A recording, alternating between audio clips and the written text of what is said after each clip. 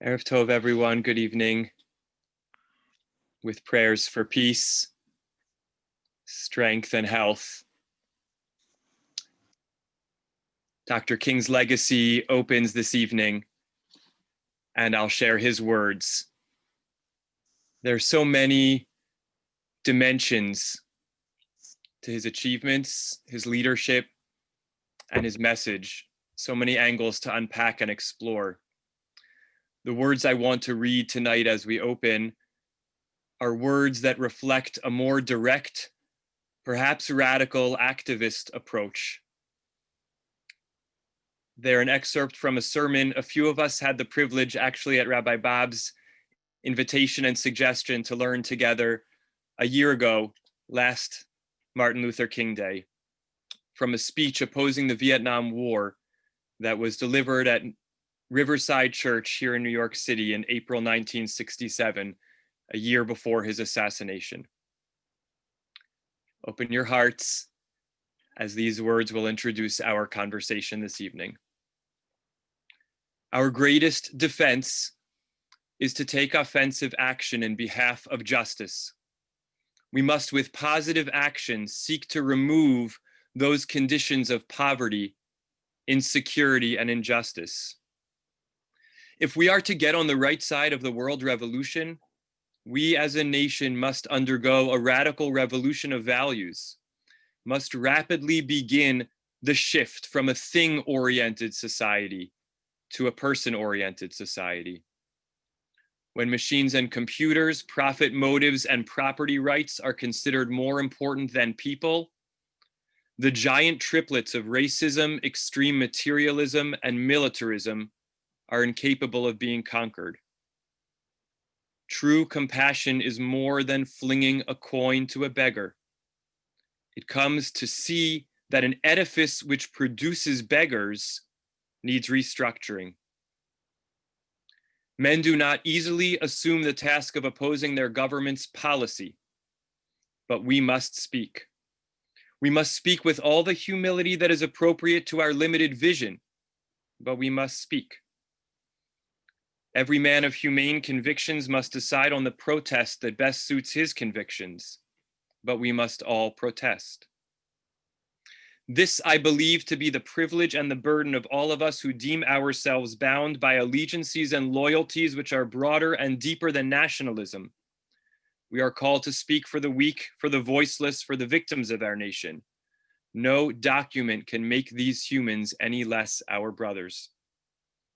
Meanwhile, we in the churches and synagogues have a continuing task. We must continue to raise our voices and our lives. We must be prepared to match actions with words by seeking out every creative method of protest possible. Social change comes most meaningfully through nonviolent action. It is a sad fact that because of comfort, complacency, and our proneness to adjust to injustice, the Western nations that initiated so much of the revolutionary spirit of the modern world have now become the arch anti-revolutionaries. Our only hope today lies in our ability to recapture the revolutionary spirit and go out into a sometimes hostile world, declaring eternal hostility to poverty, racism, and militarism. On our way out, I'll share his closing words, the last few paragraphs of this speech.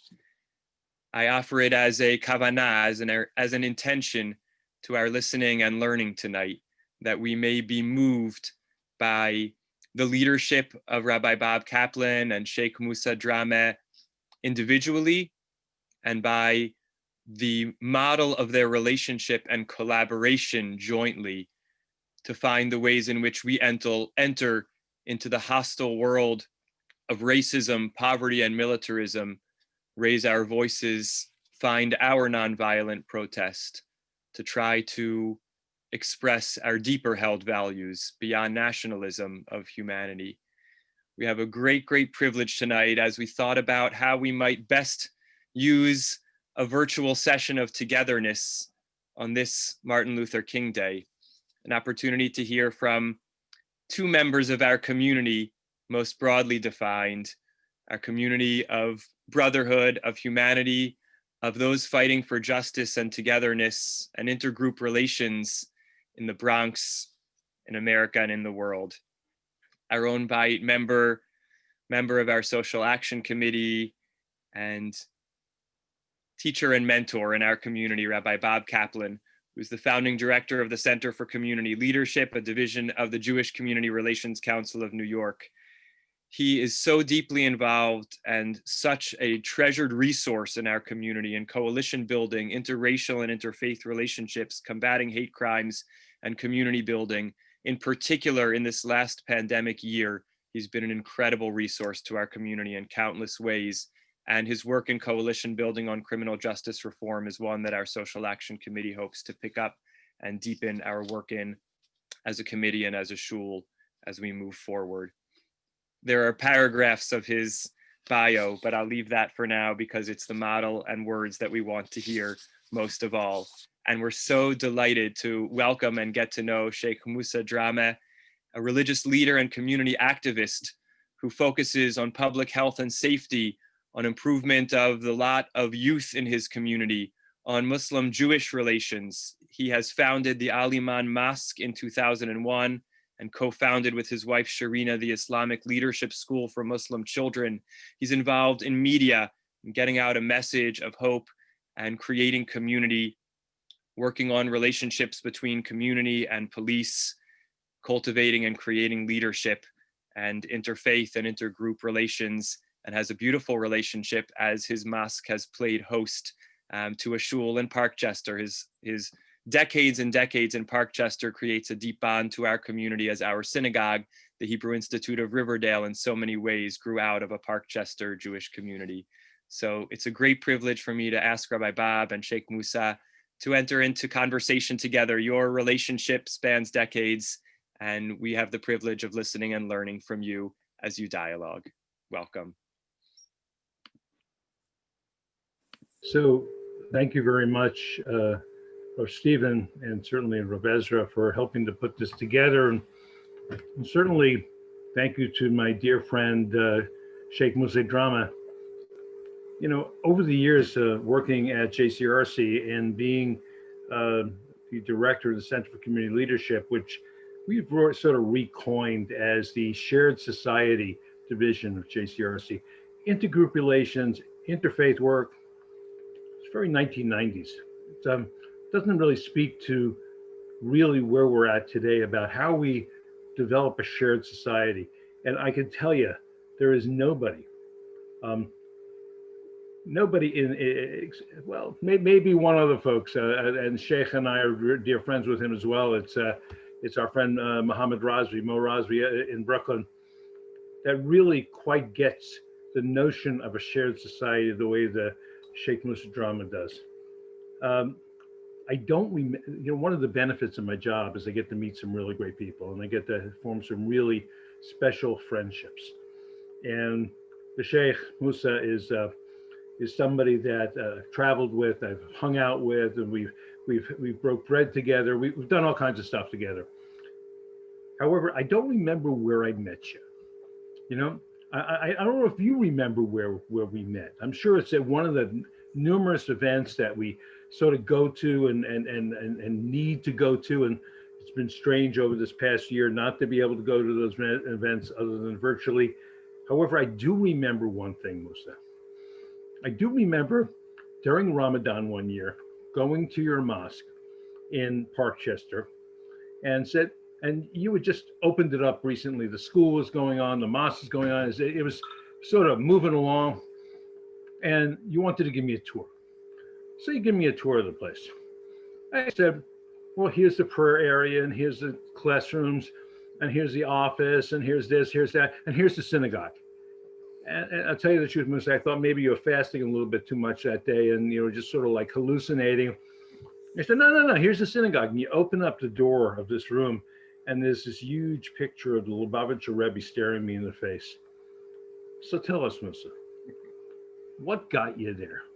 First of all, what's the history of the mosque? What's the history of the community? And what enabled you to get to the space where you saw the need, the desire, and the responsibility for allowing for this synagogue to cohabitate within your faith space? Thank you, Rabbi, and thank you, the fellow New Yorkers hosting this this gathering.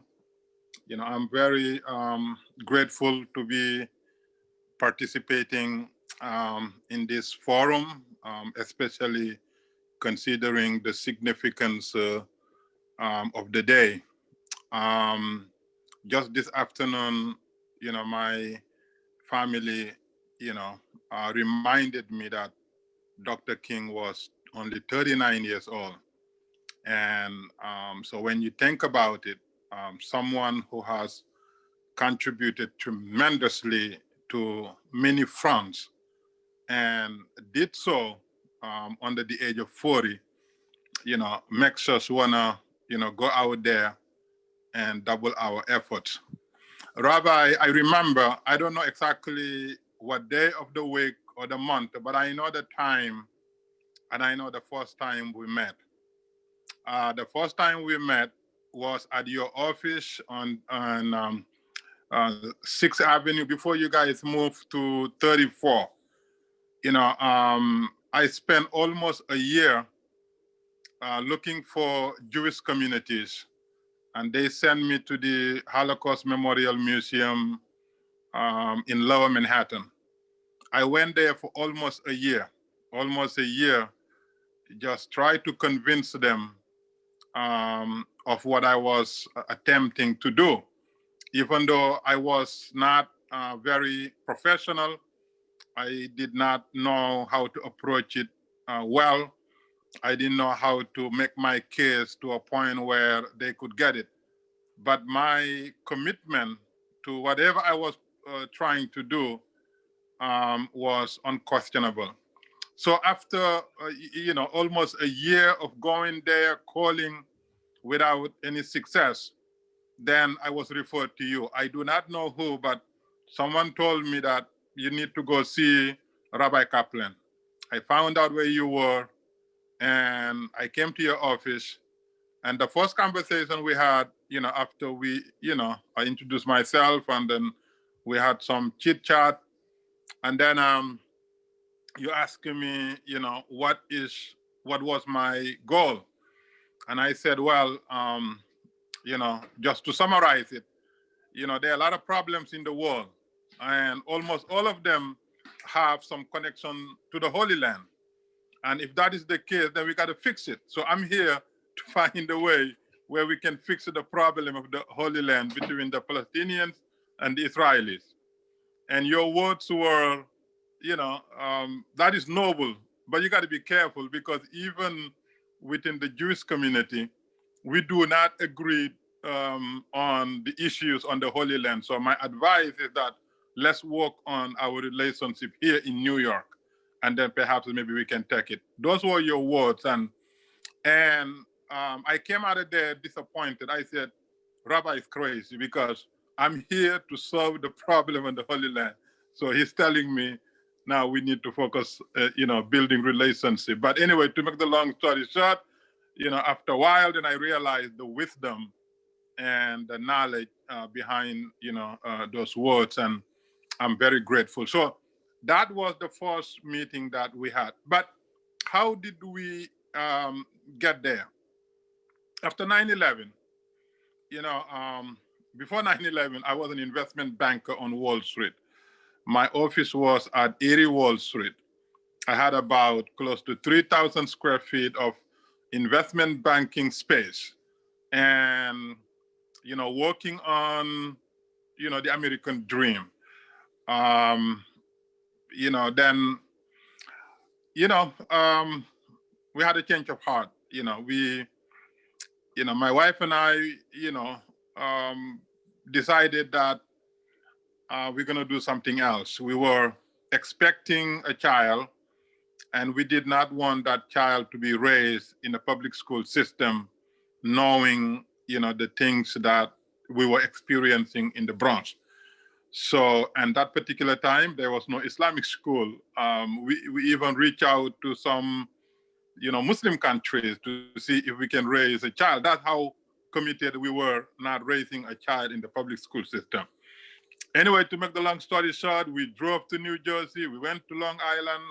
We went everywhere looking for Islamic communities where, we can raise, our children. And finally, we got to the Westbury Mosque in Long Island, beautiful, brand new, beautiful. And the people in charge were our accountants, loved us very much. And we've decided we're gonna move there. And we saw a brand new house built by a couple, both of them doctors. They loved us very much, and they were even willing to, let us have the home and, special arrangement. And we were very happy. We went to see this property several times. Every time we see the property, we love it more. But one day from Long Island, we were coming back to the Bronx. And then in the middle of the highway, we stopped and then to have a conversation. So, both my wife and I, we had a frank conversation. And I told her, you know what, I'm not moving to Long Island because we live in the Bronx. Moving to Long Island means we run away from trouble. We're going to the Bronx. We're going to open a school, start from scratch. We don't know anything about it, but we're going to do it. And that's how Islamic Leadership School came about. And then she agreed with disappointment, but she agreed. And then we came home, began calling people and trying to find out how to open a school, how to build a curriculum, how to recruit teachers, and what are the requirements and everything. And to make the long story short, we were able to put everything together with the help of so many referrals from the community. And then the day of the opening was 9/11. Here we're excited. We're opening the first Islamic school in the Bronx. Everybody was anxious. Everybody was so honored. And boom, in the middle of opening the school, planes were attacking the World Trade Center, a place that I knew so well because as an investment banker who held meetings there, I knew the place so well. Now, after that day on 9/11, to be honest with you, I became irreligious. I was there opening school. Every day we go and cheer the teachers and, give pep talk to the parents and, students. But deep in my heart, I was out of religion because I was so hurt. I was so disappointed and I was so confused. I was so confused that if we're here opening a school to teach dignity and value and peace and love so that you can go to paradise, what about the people who flew planes and then killed those many people and destroyed these trophy buildings? Are they Muslim also? And maybe they know something that we don't know. And how hateful would it be? So, the things went on. I used to come home and then I used to cry to myself. I used to hide everything about me. I was frustrated. And then for 6 months, even though I was going through the motions, but I was really not Muslim, nothing. I said, I am not going to be part of any religion that sanctions such a heinous crime. If the religion sanctions it, I'm not going to be part of it. So through the process, of that, then I came to the conclusion after so many reading and attending meetings, and I was completely radicalized in terms of being anti-Islam, anti-Muslim, I was out of it. That led me, I don't know how it came. I don't know, it was a conversation, it was a book I read, whatever, I just don't remember. But I know that at the end, I realized that this has something to do with the problems on the Holy Land.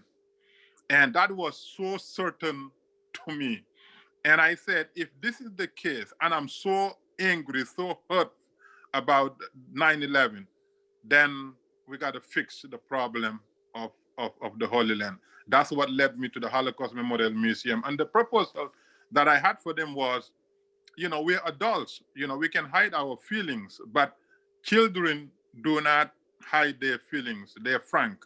Why can't we begin a program that you host at the museum, where we bring young Muslim students to meet young Jewish students from different schools to follow curriculum. And after almost a year of going back and forth, then, I finally met a young man there by the name of Michael Johnson, whom I think now teaches at the public school, the last time I heard. Michael Johnson finally said, I don't know what's wrong with them, but I got what you're saying, and I think it's a great idea. We don't have any type of relationship with the Muslim community. We have programs for the, public schools, but not Muslim community. And then to make the long story short, the program is now called Interfaith Living Museum, where some of the students from Riverdale are part of it, and our school and another school in Queens. So that is the genesis of almost everything that I'm doing today, reaching out and interfaith, and, building relationships and even public safety. Everything started from 9/11. Before 9/11, I did not have any relationship with any Jewish community or Jew. I didn't even know, who the Jewish people were. So thank you for listening. So it's always a pleasure listening to you, because I always find out something more about you, and I know why I love you so much. So tell me, Moussa, why a synagogue? What sort of went through your mind with all this tension in the world, with all these changes in the world, with all the stuff that you admit to? Why a synagogue?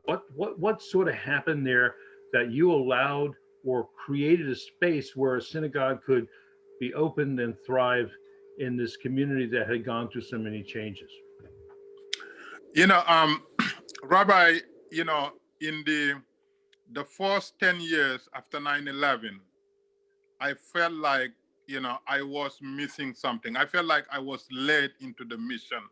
And, anything that could create, a more peaceful interaction, peaceful coexistence, especially between Muslims and the Jews, I was hungry for it.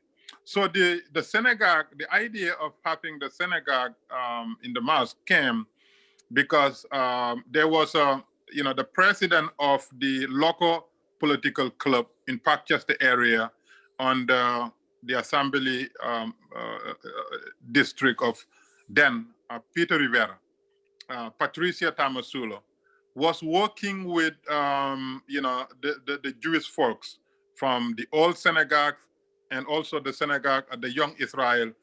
And in the waning days of both synagogues, they were strapped for cash. They were having challenges financially. So, and Pat was helping them, raise funds from elected officials and others.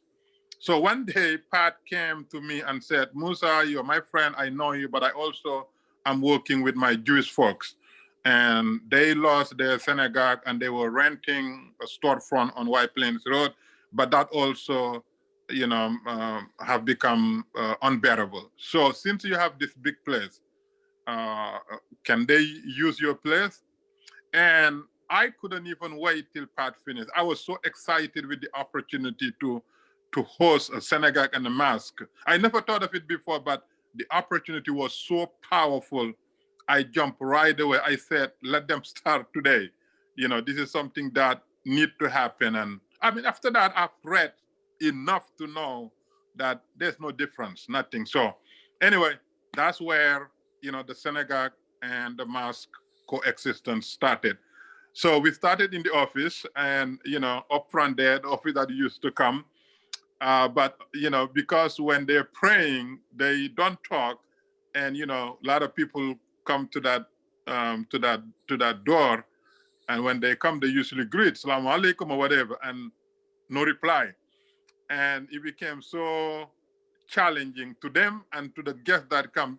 They thought that maybe these people don't respect them, whatever. So one day I talked to Rabbi Yosef and I said, this is not working because, I'm so we're imposing some challenges. Let me walk you to the building. Let me walk you top to bottom. You tell me an area that may be more suitable. Then we walk, went to the second floor, visit all the classrooms, came back down, go around the building until we went to where Adapter Friend office was. And when we got there, Rabbi Yosef said, "This is the place." And I said to him, "Then it's yours today." And then that's where, the synagogue was finally, situated and the problem solved. And, the best experience that I have ever had in my life. And, the moment we move to another place, we will continue the same coexistence. So I know that it led to some really amazing programming with folks from Riverdale Y, and I know that my Wendy Levinson, my wife, became very involved in, finding young people from both Tehillah and the Riverdale Y and other organizations to work with youth over there to paint, to clean, just to connect, just to find points of connection. It was just an amazing stuff. And your young folks would come over here and we go over there. It was just like one of the most exciting points of my life. And I'll tell you the truth, it was really great to go to Fox News and everyone else and tell them, see, it works, folks. It really works. Here, somebody like Sheikh Moussa Drammeh with an open heart and an open spiritual mind creates a space where people can pray. And that's really what we had in common, was prayer and a spiritual journey. So you've led me into other stuff that was sort of amazing. The time that I came to your office and you had the Bloods and the Crips hanging out in your office, trying to figure out how they're not going to go to war with each other in the Bronx. How do you get involved in such things? Unfortunately, a lot of times, we live in the same neighborhood, sometimes on the same block, sometimes in the same building. We may say hi once in a while, but we really do not have intimate interaction as neighbors. That we should. And when tragedy strikes, we try to look for partner in providing solution and whatever. So when we launched in 2010, we launched a program called Peace December, celebrating the whole month as a peace month, in which we host events dedicated to peaceful coexistence and the prevention of all forms of violence and crime, whether they're societal violence, gang violence, domestic violence, religious extremism, terrorism, you name it. And immediately we realized that here in the Bronx, the reason why we're having challenge is because of violent crimes. And the violent crimes, the criminals or those who commit crime were getting younger and younger and younger. So, I convened a meeting where, we talked to some folks in the Bronx. I would say 95% of them were formerly incarcerated or are on probation or are waiting actually for their sentencing. And some of them, two of the individuals did almost 30 years behind bars. And then the meeting was, what can we do to bring grassroots public safety in the Bronx so that most of the problems we're dealing with, will be done away with. And that is where the idea of having these dinners came about. So the meeting that you attended, we had about 42 individuals at that meeting, that the fourth meeting you attended. Almost all of them were formerly incarcerated. Drug dealing, some of them did horrendous things and regretted. Some of them were drug dealers, some of them, bad stuff, but they all came out. Some of them lifetime probation, some of a couple of years probation. But to make the long story short, after having several dinners, then I began to notice one thing. A lot of these guys who come out of jail and then became Muslim are so anti-Semite that, it is even worse than ordinary people. Then, we said, let's find out why. And then, begin to talk to them. And then we discover what the reason is. Because, there is a privilege to be a Muslim in jail. because some of the worst criminals in jail happen to be Muslims, and they pray. They do all these things to pray. So therefore, you know, the younger criminals or those who are vulnerable, the best safety net they have is to convert to Islam so that they'll be protected. One thing that the criminal network of Muslims behind bars have is protection. Once you become Muslim, you're protected. You're part of the family, just like the mafia. Anyway, a lot of these guys, even when they go there without religion or with Christian, whatever, they come as Muslim. And during their time, the teachers behind bars are the worst of the worst of the worst. These are people that are anti-Semite, see Islam in a very narrow-mindedness, in a very, very hostile to society, to everything else. So when these people come out, you know, they continue that way. So that is why I said the Jewish community need to know about this and need to address it, because since there are a lot of people going to jail coming out, and they're coming out as radicalized anti-Semite, then there has to be something. That's when I invited you to attend that meeting. So, so what we found out is that before they go to jail, they usually live in this housing, if it's a private, whatever, but usually most of their landlords happen to be Jewish. And the relationships were not the best. So when you have this bad relationship or negative relationship before you go to jail, then you go to jail, convert to Islam, and people teach you all kinds of evil things that reinforces how you feel about, you know, the so-called the Jewish people. So that is, you know, that was one of the reasons why, you know, we wanted you to witness such, you know, such a phenomenon. And I know that you connected me up with the founder of the Zulu Nation, which is, again, one of the gang groups. And he and I became good friends.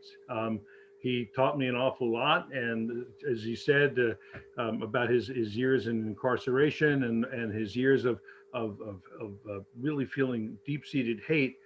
And it helped me to understand the work that we're doing right now around criminal justice reform through this new Jewish Coalition on Criminal Justice Reform that we founded about a year ago.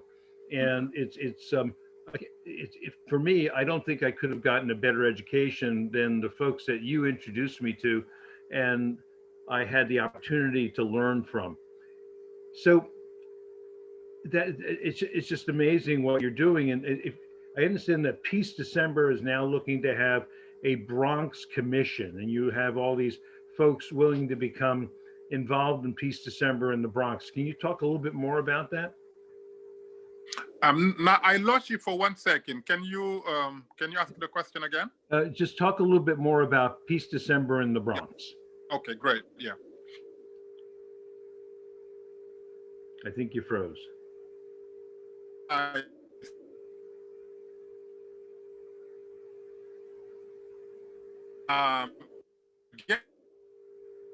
I think you froze. Communities started on 9/11, and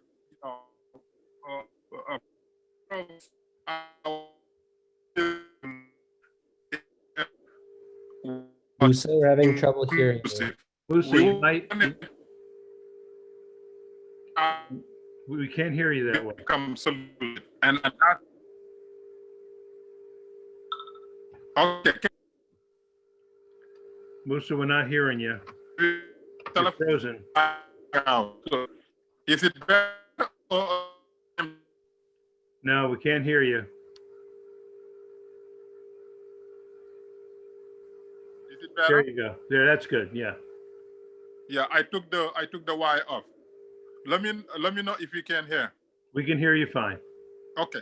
So you know, part of our efforts in bringing people together led us to Peace December. In 2010, you know, we recruited so many people from pretty much all walks of life to work on, you know, bringing, you know, a peaceful society where there are a lot of love and less hatred. And so at the end, you know, we talk about all kinds of programs and, you know, existing programs and ideas that did not exist or whatever. But then at the end, you know, the idea of having a month-long, you know, peace training, you know, came to be agreed upon, by, individuals that were present. I mean, in the beginning, Rabbi Kaplan, you were part of it. You were even there at the opening. But in the beginning, because since this is a Judeo-Christian nation, and we wanted to make the program relevant, we call it, a Jesus Month, Prince of Peace, Jesus Month. And the initial paperwork and flyers had that until we met with this lady, I think Laura, if I'm correct, from ADL. Mm-hmm. So I sat down with her. I told her what our idea was. She was very excited, but she said, would you mind if I edit your language so that to reflect a broader, participation of diversity? And I said, be our guest. So she took our, our write-up and, rewrote it, add some, omitted some, changed some, and then said, let's not call it Jesus Month because you're Muslim, I'm Jewish. Not everybody regard December 25th, Jesus' birthday, and not everybody agree to the same concept. But let's just generalize it, and that's how call it Peace December came about. So I would say, really, ADL can take credit for guiding us through, Peace December. So, we started Peace December, and the first two Peace Decembers, we held over 200 events, in each, ranging from gang violence prevention, domestic violence prevention, extremism, anti-radicalization, and everything. So this is now our 11 years, and 23 countries now celebrate Peace December. And last year, council members Fernando Cabrera and Ruben Diaz put it in the city council to recognize December as Peace Month and November 30th as Candle Lighting Day. So, and by the way, the candle lighting, they also have some connection to you because we met with Fatima Sama, and we, for them to endorse it because we reached out to Mayor Bloomberg, and Mayor Bloomberg's office said, well, this is very good, and Mayor Bloomberg sent Fatima Sama to do the official launching. And after that, we sat down with Fatima Sama again, and Fatima Sama said, it would be nice, since you guys have this light that reflected the 5 boroughs, maybe on that day we can also have candle lighting ceremony. Ask all New Yorkers to light candle for peace. And that's how the candle lighting on November 30th came, November 30th came from Fatima Sama, whom you guys put where she was. So just for those who don't know who Fatima is, I met Fatima when she was about 21 years old. She's from the Bronx. Fatima is half Brazilian, half Palestinian. So her family's from a place in called Der Dubuan, which is right outside of Ramallah. She is one of my dearest friends in the world, and she ran one of our coalitions called the Greater Southern Brooklyn Health Coalition for many years. She was stolen away by this guy Bloomberg, who became mayor. He hired her to be an educational and healthcare consultant, and eventually, sort of a year later, she became the first commissioner on immigrant affairs for the city of New York. Fatima is now the executive vice president of the Fresh Air Fund, and still one of our shining lights within our society, and one of my dearest friends. I consider her an alternative daughter. Not my children don't know about it, by the way, so not to worry.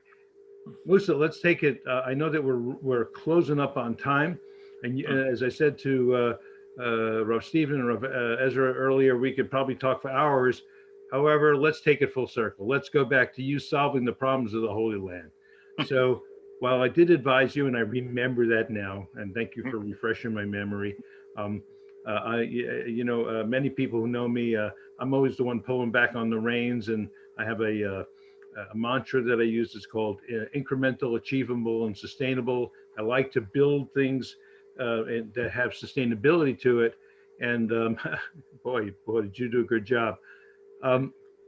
we traveled to Israel together. We had an amazing time. You got to worship on at the mosque. I got to worship at the Kotel. You got to worship at the Kotel. We shared a lot of times together, but you came back and did something about it. You want to talk about your Muslim Israel forum that you started? Yes. I think in my personal opinion, I think the most fruitful investment, or as an investment banker, the highest yielding investment is, organizing these trips, to the Holy Land, because knowledge is power. And unfortunately, the situation there is so toxic that unless you are on the ground, you still have a lot to learn. So traveling there and witnessing, going to these kibbutzim and talking to these people and seeing ordinary people, seeing Arabs and Jews working together. And it was a new opening, a new reality to me, with all the interfaith programs and whatever, but I did not have the luxury of witnessing the coexistence on the ground. So after that trip, I came back, I said, okay, we're doing fantastic work in building relationship between Muslims and Jews and Jews and Christians and Muslims and Christians. But now we have to take it to a next level. Muslims for Israel. And this is something that will perhaps cause so much problem, which it did. But I'm no longer interested in Muslims and Jews. This we master, and we're doing great. We are now brothers and sisters and fathers and mothers. Now it's Muslims for Israel. That is the next level. And so, well, we organized the very first, Muslims Israel Dialogue Summit. We did not give the address. We just gave the invitation. If you want to attend, send us email, and then we will give you privately the location. And the first event, we had a packed room at 43rd between 5th and Madison. And one thing happened. Prior to the event, I invited all the New York imams, about 30-something of them, they decided to come. Until the day before the event, the one-man imam connected with all of them and said, I don't want anybody to be there because, whatever they concocted, they boycotted it. We had about only 3 imams, including Imam Konate, attended. But the place was packed. We had a lot of Yemenis and everybody. Well, after the event, I decided, because I learned this thing from, from you, Rabbi, we don't have to agree, but let's talk. So I visited the imam and I, said, let's have a conversation. What was it about the meeting that caused you to boycott it? And then he was frank and whatever. At the end of the day, that imam said, I am on board. I'm on board. I'm sorry, I'm on board. So we did the second one last year at the Mercy College. A lot of people came, beautiful event. This year, unfortunately, due to the pandemic, we did it online. We had Rabbi Potasnik as our keynote speaker, did a fantastic job. We had a lot of questions and, answer session. But we're doing it to harmonize the fact that the state of Israel is not only there, should be there, but in the Quran, it is sanctioned by Allah subhanahu wa ta'ala said, the state of Israel belongs to the Jewish people. So when I read that, and then not a single Islamic scholar can refute that, no matter what they hold, you cannot modify the statement from Quran. And the Holy Quran, chapter 5, verses 20-21, and also chapter 17 said, the Holy Land belongs to the Jewish people. So when I said that, I said, no, I'm not going to afraid of anybody. Any backlash, any attack, I am following the Quran. And the Quran said, the Holy Land belongs to the Jewish people, and the Jewish people are there. And now we have to harmonize the Muslim world to accept it and normalize it. So now our goal here is to deal with the Organization of Islamic Cooperation, which was set up as anti-Israel existence, to now not only accept the state of Israel, but to endorse it, and then perhaps invite Israel to its membership. That is our goal.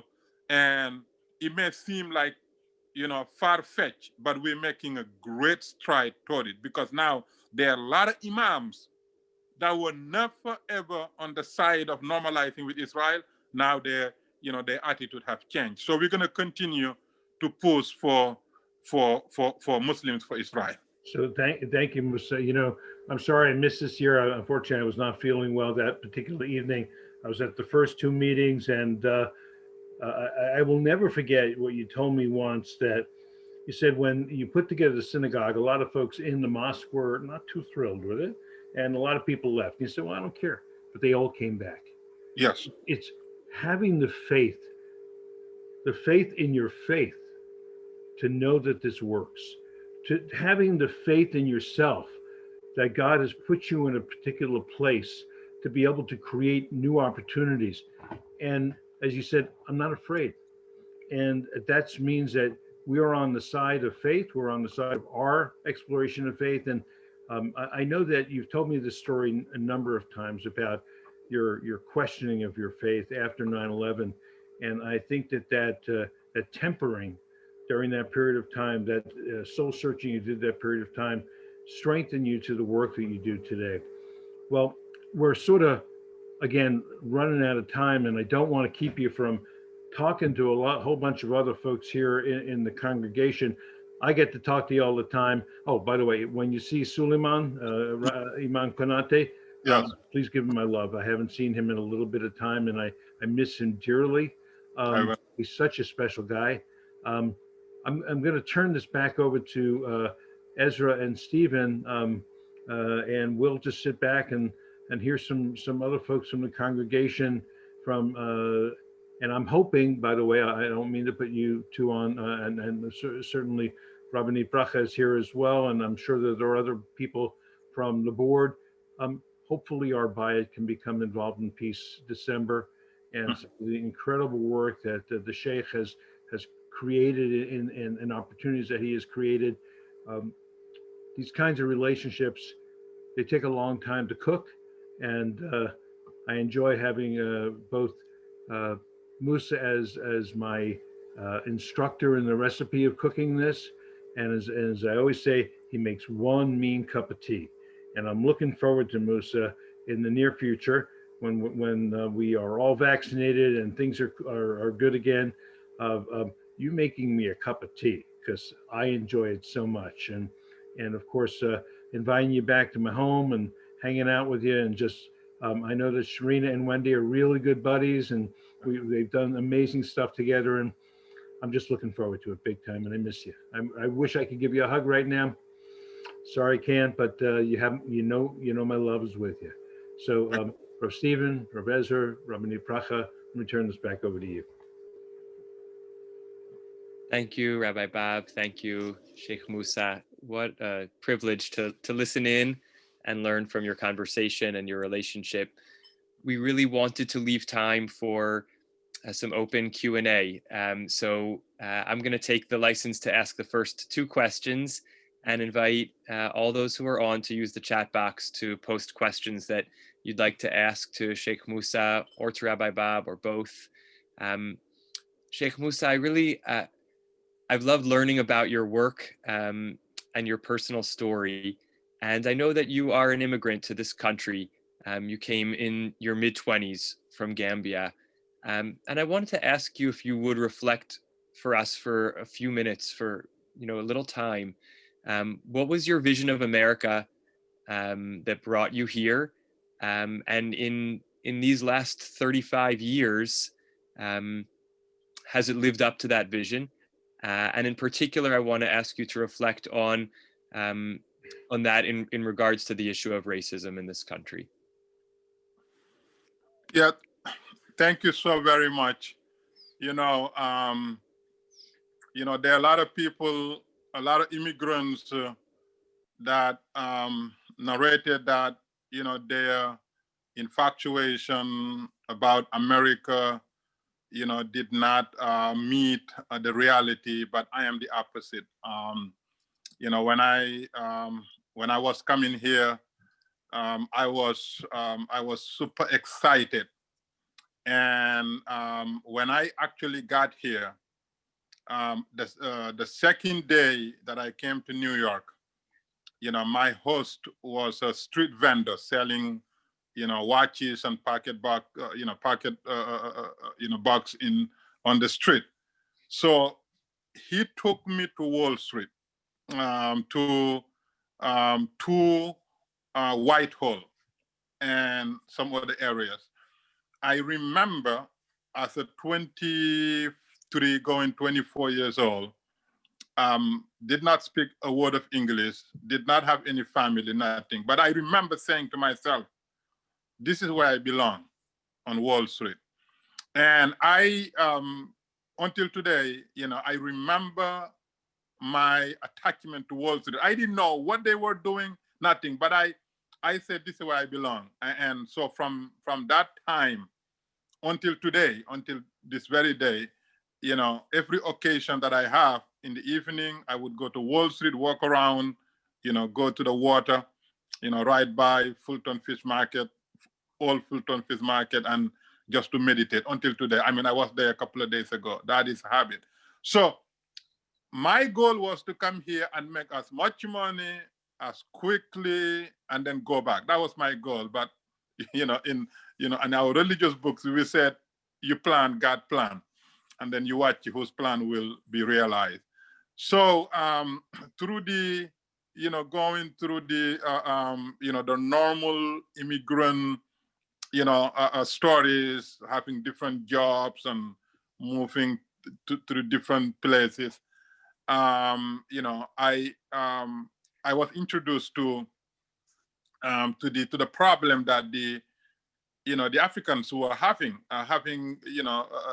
not being able to rent an apartment. And I have been an activist since I was 8 years old. When I was 8, I organized the very first community cleanup in my town. I said, no, we're Muslims. We cannot live in a dirty place. We organize. Until today, they're doing it. So when I was told that these Africans cannot get apartments because, they discriminate against them, I find out who gives the apartment. They said real estate. So I said, well, then we got to go talk to the real estate people. So I went and I talked to one of the real estate brokers in the Bronx. I said, my people can get apartment, and they said people don't want to rent them because they're African. So I want to fix it. I want to become one that give apartment. So to make the long story short, that's how I became real estate agent. And from there, I became an investment banker and met my wife, and we got married, and everything changed from making money to really serving the community. And everything that I do was magnified after 9/11. After 9/11, I completely abandoned any material world. I did not even want to see money, no house, nothing. I didn't want anything. I just wanted to serve a higher purpose. And that's what led me to this conversation today. I want to tell you something. If you think the Sheikh is an interesting guy, you got to meet Sharina. Here's somebody who took on a school, ran it day by day. It helped to educate so many young people to understand both the confluence between their faith and education. And she is just one amazing human being, and somebody really to be admired. Thank you. I'm going to ask one more question, then open it up. I'm delighted to see folks are posting questions in the chat. Sheikh Moussa, can you share with us, we're obviously meeting in a time not just of incredible national turmoil and unrest, but also a time of health crisis in a pandemic. How has the pandemic affected your community? What have you learned, and what kinds of things have you been doing in light of it? Thank you for the question. August of 2019, I was feeling weak. Even when I walk 2 stairs or 3 stairs, I began to, have problem breathing. And I'm not a person that goes to the hospital without ambulance taking me there. So, but at the end, I said, you know what? This is not normal. I'm getting tired. I'm not old man. I'm not sick. So what is it? So I went to see a doctor, and I said, I'm not well because I can't walk upstairs. I can't do a lot of things. I breathe heavily. So the doctor did all the checking, everything, and I come back for the results. I came back, she found nothing. She said, I don't see anything. You're healthy, but I'm gonna refer you to the heart specialist. So before me there, I went there. They checked. They didn't find anything. But I came back to the doctor and I said, you guys check and you think I'm healthy, but I'm still. The doctor asked me, by the way, do you do any physical activity? And I said, no. The doctor said, maybe that is the problem. What I would do here is I'm going to ask you to begin to exercise. If you have any way of exercise, and you do it for a couple of weeks and you come back. I came home, I started exercising, jumping, running, walking. A week later, I could even walk up to the Empire State Building. I mean, no problem. So that was August of 2019. So I told my wife, if this thing happened to me, that means it happened to a lot of people. And me, whatever I know, I will make sure the world know. So we're going to launch a program where we're going to educate people about healthy lifestyle. So we came up with a program called Lifestyle Lifespan. Lifestyle Lifespan. And then we launched the program on October 1st at the steps of City Hall, just to symbolize, mobilize. And we launched the program. We began walking from Brooklyn to the Bronx, walking bridges, running, jumping, do all kinds of things, drinking more water. And then, boom, a couple of months later, the pandemic hit. And we're still encouraging healthy lifestyle. So to celebrate the anniversary of Lifestyle Lifespan, we invited Eric Adam to officiate a campaign of New York Healthy Lifestyle. And now New York Healthy Lifestyle is a program that a lot of politicians are on board. And then, we have our own home exercising program that a lot of people adopt. And a lot of people are eating right, drinking a lot of water, and following our program. We don't know anything about it, but we're speaking from experience. So that's what we're doing, with this pandemic. And we believe that healthy lifestyle is perhaps the greatest, healthcare services we can provide for ourselves. And Gustavo Rivera, Senator Gustavo Rivera, we're working with him to push a bill which is already written to have some type of incentive, for those who receive subsidies to have some extra money for health and wellness. So Moussa, we'll have to get you involved with our new, since you're working with Eric Adams. I didn't know that. We just launched last Friday. Now I say we, a number of organizations, healthcare organizations, faith organizations, Gil Monroe's, Faith Henderson, who launched the Brooklyn Coalition on Healthcare Disparities, looking at healthcare disparities and the impact it's had on communities of color, immigrant populations, and other communities throughout New York. And perhaps you can join us at one of our meetings in the near future, talk about the work you're doing with the borough president, because he's one of our partners on this process, and we'd love to see that as a way of happening. And we have Mount Sinai there, we have NYU Langone, we have Health and Hospitals Corporation, all the major HMOs, and so I think it would be really, really helpful. And it's even this conversation here is just provided us with something else to do together. Absolutely. Absolutely. By the way, one of the questions that I did not answer, which you talk about the race issue, I am one person who doesn't believe in race. I believe we are ignorant more so than racist. So that's my belief. And, I come from a background of believing that people are ignorant more so than they're racist. So I think if we interact more and then we have more communal interaction and everything, I think all these divisive mechanism within our society, where there is, racist, bigotry, misogyny, whatever, anti-Semitic, I think the more we interact intimately, the more difficult for us to hate each other. Thank you so much. Before I turn over to questions from the chat, I actually had one question for the two of you. I know you've been, close colleagues and friends now for many years, and it seems like you're pretty much on the same page at this point.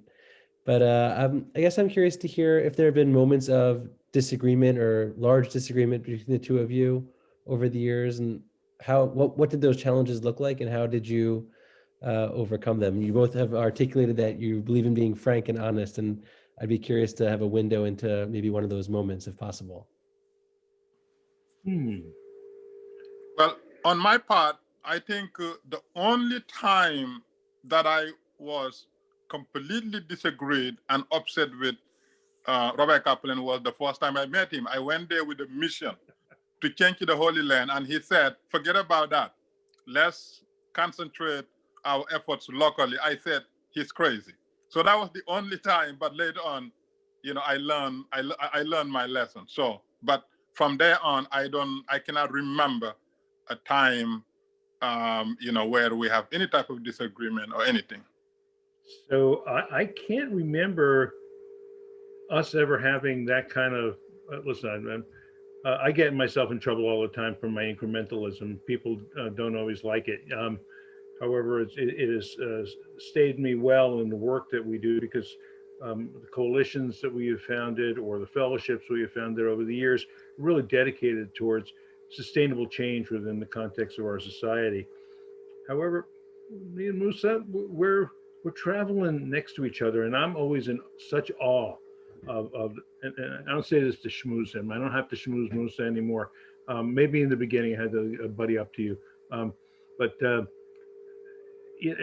such awe of all the stuff that you're doing and how you're doing it, and the places that you've gone, whether it's the gang stuff or your willingness to do this or willingness to do that. It just knocks me out, and I'm just feeling blessed by having you as a buddy, and a real dear friend, and somebody I can be. I think we're pretty honest with each other.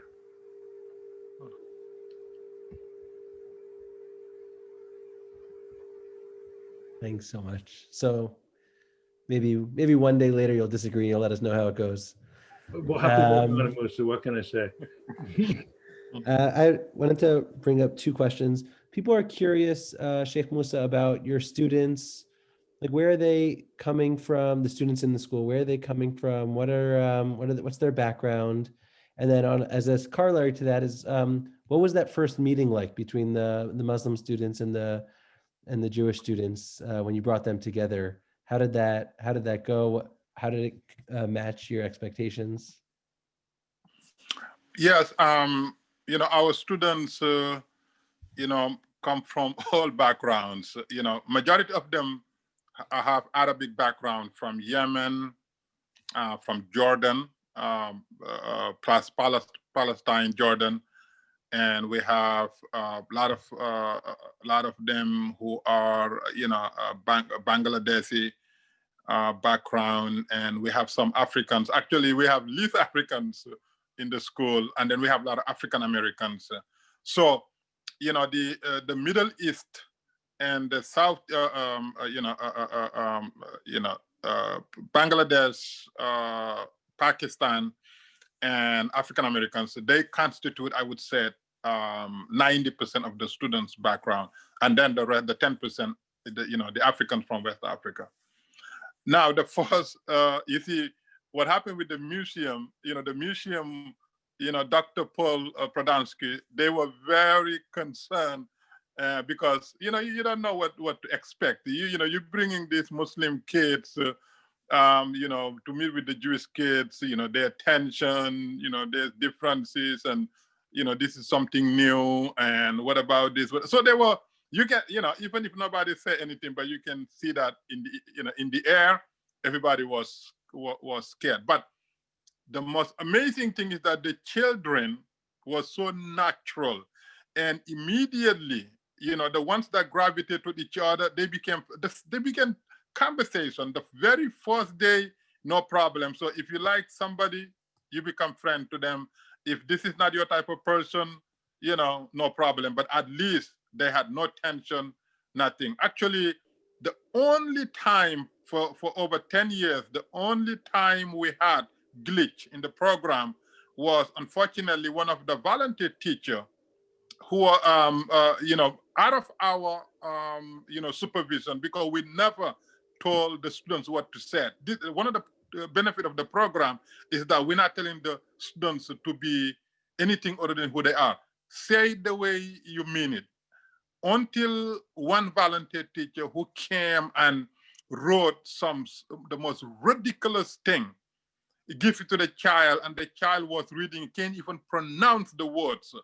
And we were so upset that there's infiltration, and that was the only glitch. Even the child that was reading what was written, couldn't read the words because the words were not, his words. So, we finished with that teacher. We took care of it. We apologized to Paul and everything, but that was the only time where there was some type of glitch on our part. Other than that, yeah, there may be some disagreement. Now, last year, the program, there was a problem because, unfortunately, 96th Street Mosque, the biggest mosque in New York, some of the leaders, they're preaching, two language. They're preaching, together, but they had problem accepting the program to a point where, I told Dr. Podansky, let me help you. If you need me to talk to them, I'll do. But he said, no, we'll handle it. So I think they were having some challenges. Some parents were having problem with it, but the kids, no problem. Thank you. Somebody wants to know if you're familiar with the Muslim Leadership Initiative, which is sponsored by the Shalom Hartman Institute, with Abdullah Antepli, who's the head of Muslim affairs at Duke University. And that there's this experience of American Muslims who are heavily criticized for engaging with Jews about Israel. So are you familiar with that effort? It sounds like it's parallel or similar to some of the work that you're engaged in. And could you speak to any more of that than you already have, I guess?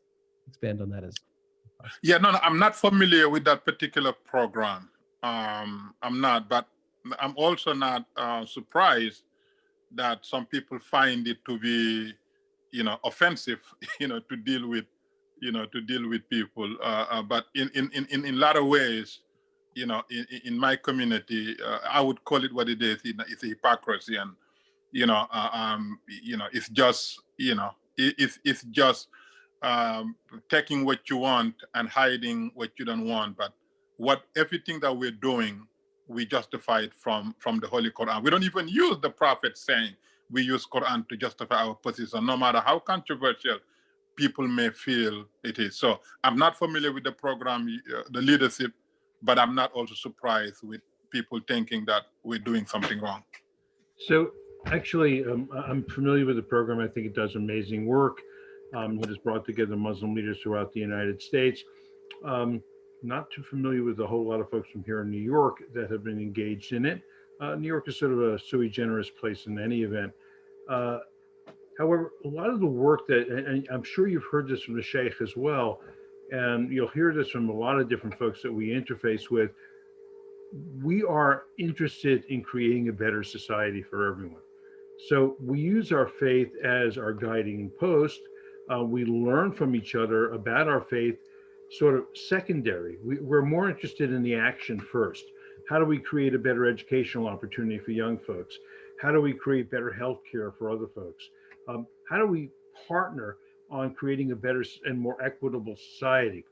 And once we've developed these relationships, once we've opened up these doors to each other, then we can talk about some heavy duty stuff. So while Moussa and I have shared theological discussions around Islam and Judaism, and I've certainly done that with Christians and Buddhists and Hindus and all kinds of other folks, that's not the starting point.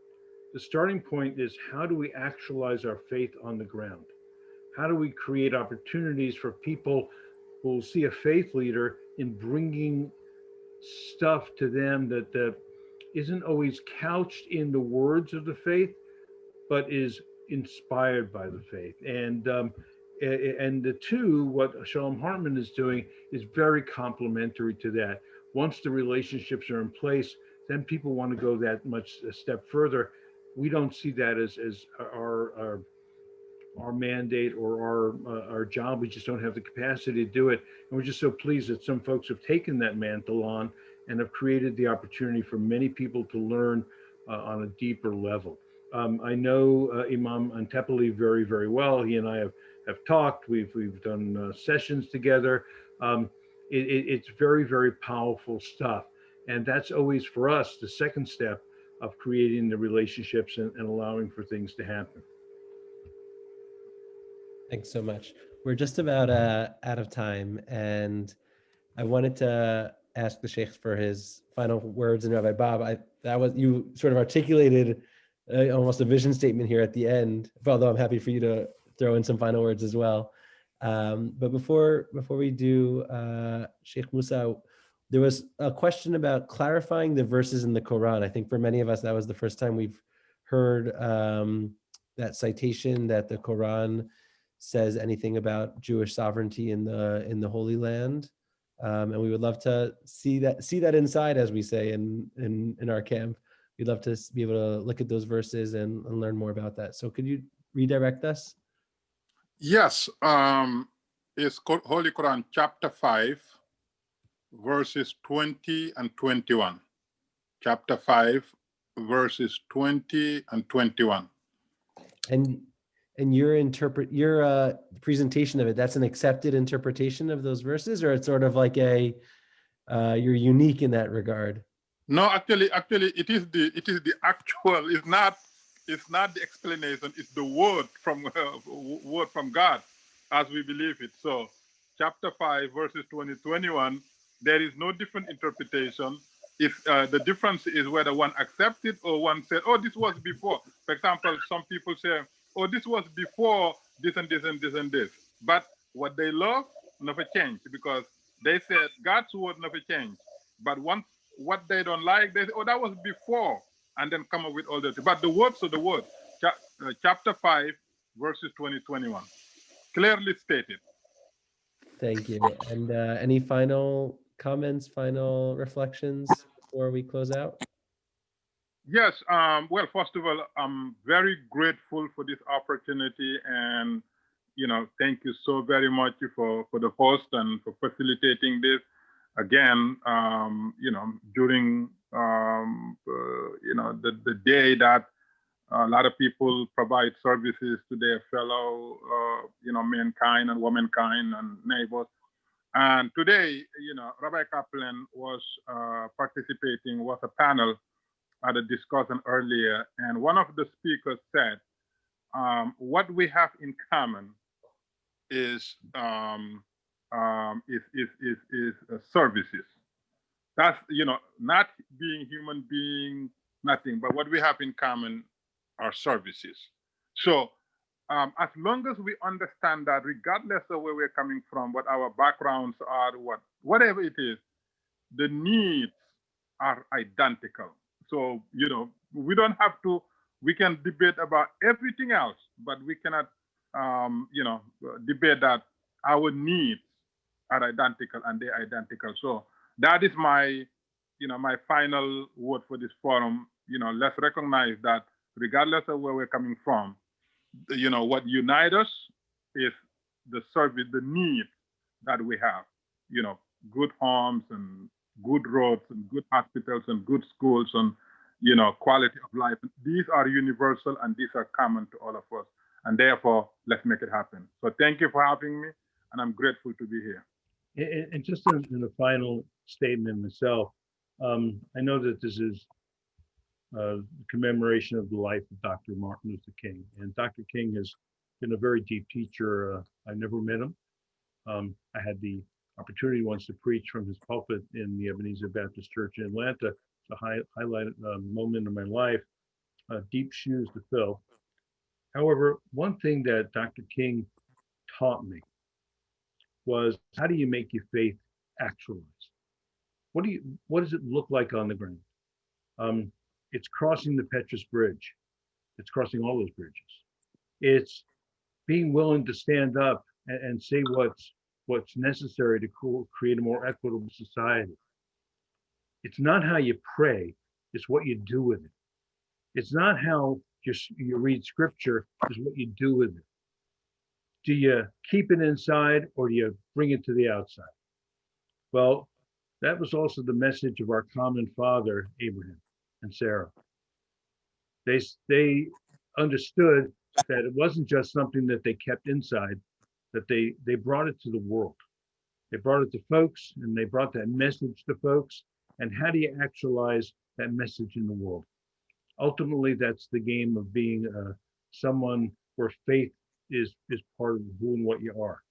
And my wish and goal is that all of us should take our faith and put it on the line and work towards a more equitable society, and allow us to honor the dignity, the God-given dignity in others, in ourselves, but in others. So thank you, Sheikh Moussa. Again, I'm blessed by having you as a buddy. And as one of my great teachers once said to me, now it's time to go weiter, now's the time to go forward, and I'm ready to go forward with you just about anywhere. Thank you, Rabbi Bob, Sheikh Moussa. What a wonderful night of learning and connection, and just watching on the chat as people express their gratitude and appreciation for both of your leadership and your friendship. And I want to end, as I began, with words from Dr. King's 1967 speech at the Riverside Church. The first words that I shared as we opened were a strong call to enter the fray, to combat racism, poverty, militarism, to create a society which is person-centered and not thing-centered. And he ends with these words. Now let us begin. Now let us rededicate ourselves to the long and bitter but beautiful struggle for a new world. The choice is ours, and though we might prefer it otherwise, we must choose in this crucial moment of human history. And if we will only make the right choice, we will be able to transform this pending cosmic elegy into a creative psalm of peace. If we will make the right choice, we will be able to transform the jangling discords of our world into a beautiful symphony of brotherhood. If we will but make the right choice, we will be able to speed up the day all over America and all over the world, when justice will roll down like waters and righteousness like a mighty stream. That's my wish for us. That's my invitation for us. We can't sit on the sidelines. We're going in one direction or another, and may we choose together and strengthen each other going in the right direction. And please stay tuned for those opportunities from our Bayit and collaboration, Peace December, and plenty of things before next Peace December. So thanks. Reb Ezra is going to send us to breakout rooms, as is our usual way, to find a few friends to chat with on the way out. If you have to head directly out, you may, but feel free to stick around and accept an invitation to a little breakout room so we can connect and wish each other well on our way out. Thank you so much to everyone. Thank you. Thank you.